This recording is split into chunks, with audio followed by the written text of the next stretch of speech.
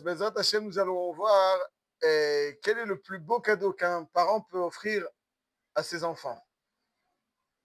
Quel est le plus beau cadeau? Une Ferrari? Une maison? La vie. Alors cette paracha, en réalité, nous invite à voir quel est le plus beau cadeau qu'un parent peut offrir à son enfant. Alors c'est un cadeau qui ne sort pas de la poche et qui en fait sort d'ailleurs complètement. Dans la paracha de Ben Sorer au Moré, qui est l'une des parachiotes les plus difficiles de la Torah, comprendre comment des parents peuvent traîner leur enfant devant un beddin, puisque selon le processus décrit dans la Torah, qui est le ish ben sorer ou moré, sorer, ça veut dire euh, il n'est pas attentif face aux reproches qu'on lui adresse. Moré, c'est qu'il fait le contraire de ce qu'on attend de lui. Et alors, veillissou auto, velo ishmalem, veillissou auto, selon la halacha, ça veut dire que dans un premier temps, il faut le prévenir devant des dîmes, lui donner malkout, veillissou auto, lui donner malkout. Et si, malgré cette malcoute, au Beddin, hein, après cette première atra, qui est donc un premier avertissement, malcoute, il continue à être dans la délinquance. C'est quoi la délinquance? C'est qu'il vole. Il vole à son père. Il boit de façon très basse. Il mange de façon très vulgaire. Et il est dans une compagnie catastrophique. Alors on le prévient, cesse de faire ça, il continue. Alors là, on le traîne au Beddin. Benenu zesorer umore, enenu shomea bekolenu. Et donc, après la atra, malkout, et une atra, et il y a mita, ce qu'il a. Et des parents peuvent traîner leur enfant au Beddin et finalement, qu'on exerce cette sentence, c'est quelque chose de très. Et bien, dans la Gemara, dans la Sechet Sanhedrin, d'Afaïn Aleph, Amoud Aleph, il y a marqué רבי שמעון בר יוחאי די, אמר רבי שמעון, וכי מפני שאכל זה תרתימר בשר ושתה חצי לוג יין, האיטלקי, אביו ואמו מוצאים אותו לסוקלו. Alors c'est vrai que c'est Al-Shem Sofo. C'est pas pour ce qu'il a fait, mais c'est parce qu'il n'a plus d'avenir. Mais quand même, c'est les parents qui vont. Alors il dit, et là, lo haya velo atid liyot, ולמה נכתב דרוש וקבל שכר. רבי שמעון בר יוחאי dit que בעצם בן צורר ומורה, c'est pas un cas qui peut se concrétiser, mais c'est un cas qui illustre, Drosh Vekabel Sahar, qui illustre la réussite dans une éducation ou l'échec dans une éducation. Ça, c'est Ben Soremori. Drosh Vekabel Sahar. Drosh, ça veut dire que tu dois décortiquer le Ben Soremori, avoir conscience d'abord de l'importance des débuts, puisque le Ben Soremori, c'est peu après la bar mitzvah que ça commence. On a tendance à négliger un petit peu les débuts, il est encore jeune. Non, les débuts sont très importants. Mais il y a quelque chose sur lequel je voudrais qu'on mette l'accent, sur le Drosh Vekabel Sahar. Drosh Vekabel Sahar. Qu'est-ce qu'il y a dans qu'est-ce qu'on peut tirer dans notre relation de parents-enfants de cette paracha de Ben Sorer Omore? Alors, comme on a dit tout d'abord, l'importance des débuts, à quel point l'importance de l'environnement, mais il y a quelque chose que j'aimerais mettre en relief avec votre permission. Il est marqué dans Daf Pechet Amud Aleph dans Masechet Sanhedrin. Amar Rabbi Yoshia. Shlosha dvarim sachni zeira manchi Yerushalayim. Donc il y a trois choses que Zeira, qui vient d'Yerushalayim, lui a dit. Baal shemachal al kinuyo kinuyo machut. C'est-à-dire quelqu'un qui a fait un kinouï. C'est un sujet yalachique, on va le dire très rapidement. Il a fait un kinouï, il a dit, il a jalousé littéralement, il a prévenu ça, il lui a dit, je ne veux pas que tu t'isoles avec un tel. Si elle s'isole avec lui, c'est grave. Elle devient sota. Il l'a prévenu, je ne veux pas que tu t'isoles avec elle. Mais après, ses craintes se sont calmées. C'est là, il dit, je suis mochel le kinouï. Je suis mochel. Kinouï au machol. Ben Sorer ou Moré, Shiratsu Aviv, Veimo Limcholo, Mochalinu. Donc on parle de Ben Sorer ou Moré qui a été l'objet de toutes les descriptions citées. Il a volé son père, il mange comme un glouton, il boit, il est en très mauvaise compagnie.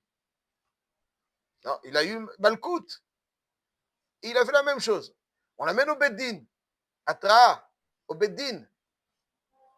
Mais à un moment donné, le père ou la mère disent on est mochel. Alors on est mochel, le beddin, dossier clos. C'est fini. Et la question que soulève les Mfarshim est la suivante.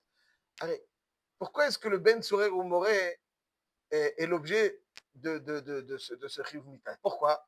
C'est parce que Al-Shem Sofo, c'est parce qu'il a porté atteinte à ses parents? Non, c'est pas parce qu'il a porté. C'est pas ça qui est Mechayev Mita. C'est pas parce qu'un enfant manque de respect à ses parents qu'il est Chavita. Al-Shem Sofo, ça veut dire que son avenir est compromis. Alors, si l'avenir est compromis, en quoi la Mechila? En quoi le fait que le père ou la mère lui pardonne? En quoi ça enlève la raison de ce chiyuv mita qui est al-shem sofo? Une mechila, c'est quand quelqu'un va être sanctionné pour ce qu'il m'a fait. Je suis mochel. Alors là, il n'est pas sanctionné pour ce qu'il a fait à ses parents. Il est sanctionné parce que la façon dont il a entamé sa vie est symptomatique d'un avenir limité, très, très chaotique. Alors on freine, on empêche cet avenir. Donc c'est pas parce qu'il a manqué de respect à ses parents. Alors comment le fait que ses parents soient mochalim, c'est ça qui va lui redonner, qui va enlever cette réalité d'avenir peu prometteur et catastrophique. Une question. Shem Mishmuel, qui t'était ta vraie Shain Aleph, la soulève. Alors je pense qu'on peut donner une explication à deux niveaux. Ce que le Drosh Vekabel Tzachar du Ben Sorer Omoré est l'idée suivante. Quand les parents l'amènent au Beddin, ça veut dire qu'en réalité, ils ont perdu tout espoir en cet enfant. L'amènent au Beddin, ça veut dire Enenu Shomea Bekolenu Nigmar. Or, avec le peu d'expérience que j'ai, l'expérience que vous avez très certainement, on voit dans la vie que l'enfant sera ce que ses parents ont vu en lui dans son enfance ou à l'adolescence. Par expérience, j'ai vu qu'il y avait dans des familles des enfants que la famille, les parents, plus précisément, considéraient comme le rigolo. Le rigolo, il deviendra très rigolo. Quand on voit un enfant comme étant celui qui rechouve, il est bien, il deviendra très bien. Le regard des parents n'est pas un constat.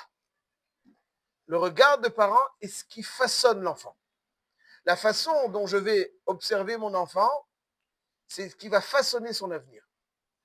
À tort, on a l'impression que le regard est simplement un constat. Je vois, je n'influe pas ce qu'il est, je constate ce qu'il est. La façon dont je vais le regarder, c'est ça qui va grandement contribuer à ce qui va venir. Si vous regardez un enfant et vous le regardez avec admiration, vous le considérez comme quelqu'un, il le deviendra. Pourquoi? Alors, tout simplement d'abord parce que comment ce regard donc des parents va à tel point déterminer l'avenir de l'enfant? Pour la simple raison première, l'enfant, ce en qui il a le plus confiance, à cet âge-là où il est en train de façonner son identité, de se déterminer qui je suis. C'est une grande question, qui je suis. Pas philosophique, chez un enfant, c'est qui je suis. Ce qui va façonner sa perception de sa personne, c'est la façon dont ses parents l'observent. Parce qu'au fond de lui, il a confiance en eux. Si eux l'observent comme ça, c'est qu'il l'est réellement. Et évidemment, lorsque quelqu'un se perçoit, il est convaincu que ce qu'il est, c'est ça ou autre chose, il le deviendra. Lorsque les parents observent un enfant, il faut qu'ils aient pleinement conscience que c'est très difficile en tant que parent de l'observer avec un regard très plein d'estime. Parce qu'on peut, en tant que parent, on cherche les défauts nous font. Et on a tendance un petit peu à camoufler, à occulter les qualités, parce que lorsqu'il y a des qualités, tout va bien. Nous, ce sur quoi on va focaliser, c'est sur les choses qu'il faut réparer. Mais à force de focaliser sur ce qu'il faut réparer, on détruit. C'est trop de critiques, ça détruit. Il faut beaucoup plus de compliments que de critiques. Mais ce n'est pas des compliments vides et superficiels. Enfin, regarde. Et je dis, pour moi, avec beaucoup de conviction, que ce qui offre le plus beau cadeau qu'un parent peut offrir à ses enfants, ce n'est pas la Ferrari. C'est le regard positif de ce qu'il est. Un regard positif sur sa personne. C'est le plus beau des cadeaux. Si on arrive à s'extraire de l'obsession, de la rectification de certaines lacunes, pour finalement voir dans l'ensemble et le voir avec un regard positif, ce regard l'accompagnera toute sa vie.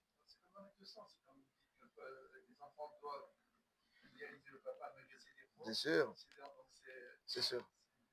Ouais, mais c'est pour deux raisons différentes. L'enfant doit observer son père. Bon, ça c'est la mitzvah de Kibbout Avim. Mais ce qu'un homme doit offrir à son enfant, c'est ce regard. Et ce regard-là, il forge son identité, il forge ce qu'il est, il forge la façon dont il se perçoit, et ce qui va grandement déterminer ce qu'il va devenir. Alors c'est vrai que des fois, on peut ne pas bénéficier d'un regard très positif des parents, mais ensuite, on sait rectifier le tir. On peut tomber sur un rave, un professeur, un ami, un adulte qui va nous regarder, nous redonner confiance. C'est possible. Mais c'est risqué. Ce n'est pas le rôle de qui que ce soit d'autre qu'un parent. Et c'est dur. C'est dur parce que, comme je l'ai dit, on fait tellement d'efforts et on les veut parfaits. Mais à force de les vouloir parfaits, on peut les détruire. Parce qu'à force de les voir parfaits, on peut focaliser sur... Le Ben Tzorer ou Moré, quand ses parents l'amènent au Beddin, Drosh vekabel sachar, enenu shomea bekolenu, zolel vesové, qu'est-ce qu'ils expriment à travers cette Hava'a au Beddin? Qu'est-ce qu'ils expriment? Ils expriment notre enfant n'a plus d'avenir. Ah, il n'a plus d'avenir? Eh bien, effectivement, il n'en a pas. Si pour toi, il n'en a pas, il n'en a réellement pas. Aval. Si un des parents, comme vous dites très bien, M. Ankawa, il dit, je suis Moïchel. Mochel. Mochel. Ça veut dire que tu sens que je peux en faire quelque chose. Tu retrouves une certaine... Non, Mochel, ça veut dire, on annule le dossier, on referme le dossier. Je suis Mochel. Ça veut dire qu'il retrouve une confiance en l'enfant. Oh, il retrouve une confiance en l'enfant. Ah, c'est qu'il, lui, il aura oui un avenir. Donc, c'est Bémet Al-Shem Sofo. Ah ben, le Sof, il dépend de toi. Si toi, tu ne vois pas en lui d'avenir, il n'en aura pas. Si toi, tu vois en lui un avenir, il en aura. Donc, c'est Bémet Al-Shem Sofo. La Mechila, elle va contribuer à ce qu'il aura un... Quel est son Sof? Si son Sof est chaotique, il vaut mieux stopper. Drosh Kabel Sachar. Si son Sof est positif, alors au contraire. Mais de quoi va dépendre si ce Sof est positif ou chaotique? Tu penses qu'il dépend de l'enfant? Il dépend surtout du parent. Si je crois en lui, je lui dessine un avenir glorieux. Si je ne crois pas en lui, je compromets son avenir. Le Shem Sofo dépend de ma façon dont je l'observe. Et c'est dur. C'est dur parce qu'effectivement, on est réaliste, me diront certains. Non, mais le réalisme, c'est qu'il faut savoir voir le vrai réalisme. C'est celui qui sait voir les qualités qui peuvent être très enfouies, mais qui sont là. C'est ça le vrai réalisme. La Gvoura de Yitzhak, qui voyait chercher, tenter à voir en Esav. Yitzhak, c'est le rigoureux, n'est-ce pas? Gvoura. Être rigoureux, c'est être rigoureux aussi dans sa capacité à percer l'opacité de certaines écorces qui cachent les plus belles qualités enfouies. C'est ça être rigoureux. On voit, d'ailleurs, juste très rapidement, on voit que Yosef Hatzadik, ce qui lui a permis donc de... Yosef Hatzadik, c'est le visage de son père qui lui est apparu Et c'est le regard que portait son père quand, dans les moments les plus difficiles. Ce regard accompagne, ce regard nous donne des forces, ce regard trace des chemins. Yaakov Avinu, on le retrouve aussi avec le regard. Quand il voulait bénir Ephraim ou Ménaché, comment c'est marqué dans le passage, qu'il voulait bénir Ephraim ou Ménaché. Alors je vous cite le texte dans Parashat Vayechi. Ve'ene Israël kavdu mizoken, lo yuchal lirot. Donc quand Yosef amène Ménaché Ephraim, il dit donc, il les présente à Yaakov Avinu, et le pasuk nous dit que Ene Israël kavdu mizoken, Ene, dans les yeux de Yaakov, était donc lourd par la vieillesse, lo yuchal lirot, il ne pouvait plus voir. Vayagesh otam elav, vayishak lahem, vayichabek lahem. Aïe, aïe, aïe. Vayagesh otam elav, il les approche de lui, il les embrasse et les enlace.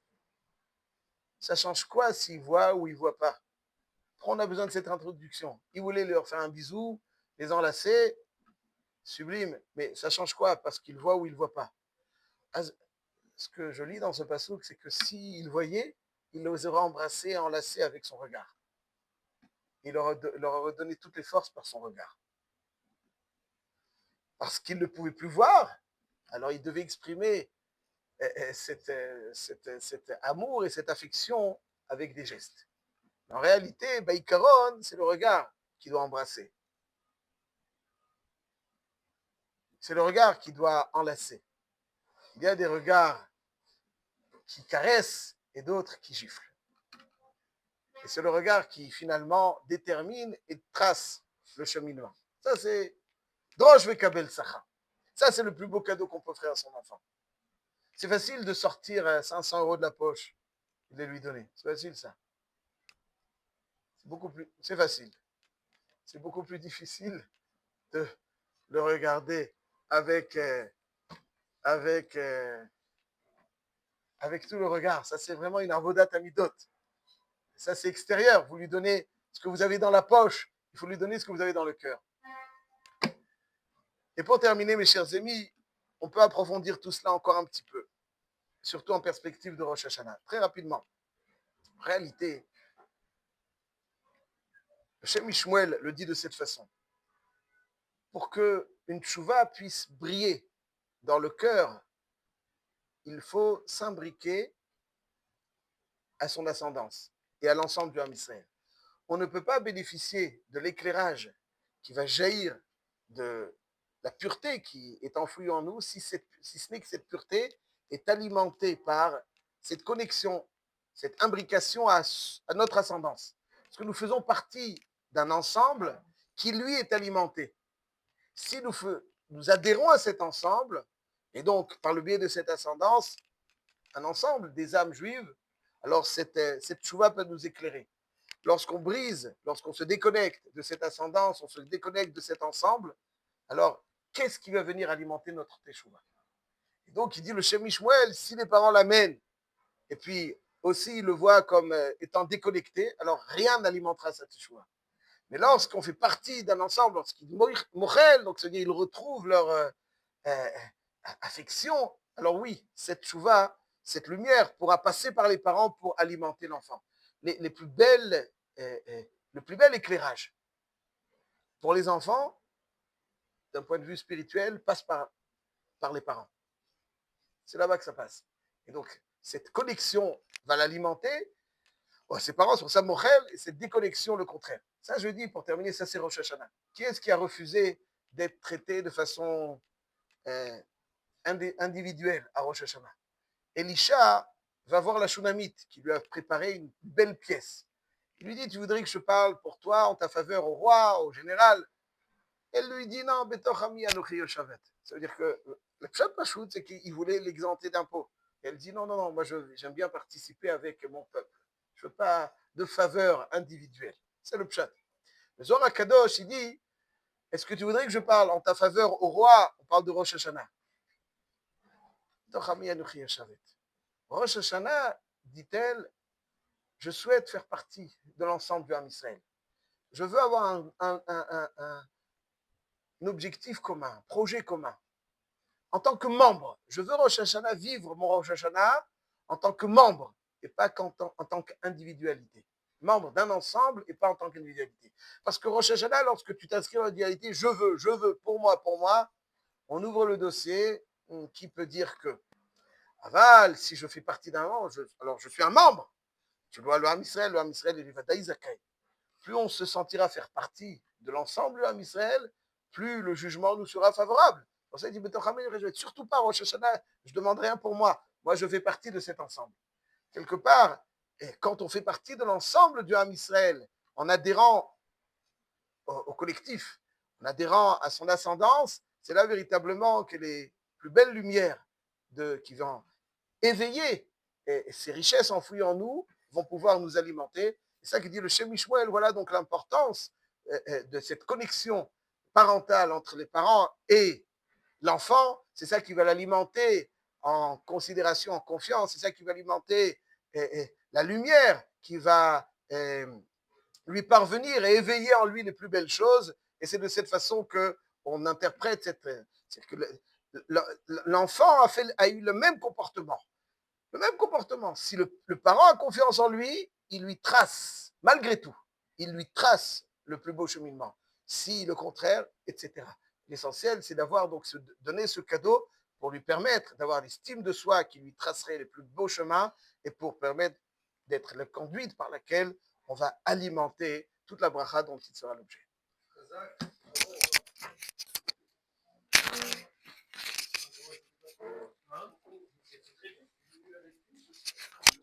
Oui, bonjour.